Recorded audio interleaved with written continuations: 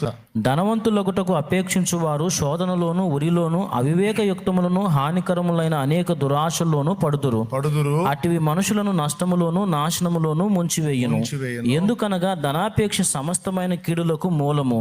కొందరు దాన్ని ఆశించి విశ్వాసం నుండి తొలగిపోయి నానా బాధలతో తమ్మును తామే పొడుచుకునేది. అది లెక్క.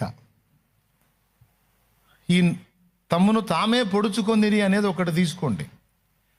ఏ వ్యసనమునకైనా ఏ అలవాటుకైనా దురాత్మ రూపేణ ప్రేరేపించబడి శోధింపబడి కొనసాగితే ఫినిషింగ్ టచ్ ఏందో తెలుసా? తమ్మును తామే చంపుకొనుట. మందు తాగే వాళ్ళని తీసుకోండి, త్రాగి దానికి బాగా బానిసైనటువంటి వాళ్ళు డ్రగ్గిస్టులు త్రాగుబోతులు కావచ్చు, లేకపోతే డ్రగ్స్కి అలవాటు పడ్డోళ్ళు కావచ్చు,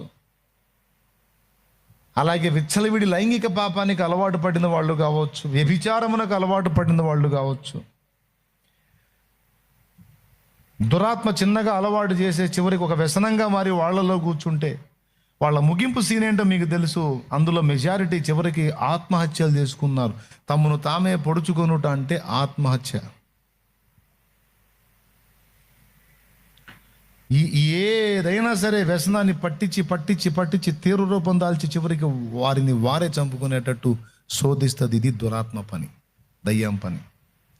కాబట్టి ఏదైనా ఒక హద్దు దాటి నాలో ఎక్కువ అవుతుంది అంటే దాన్ని గుర్తుపట్టాలి. ఏదేదో దయ్యం పనిలాగా ఉందని గుర్తుపట్టి ఏం చేయాలి? అది కోరిక రూపంలో ఉన్నా, అపేక్ష రూపంలో ఉన్నా, ఆలోచన రూపంలో ఉన్నా, వ్యసనం రూపంలో ఉన్నా, రోగం రూపంలో ఉన్నా, నువ్వు చేయాల్సిందే తెలుసా?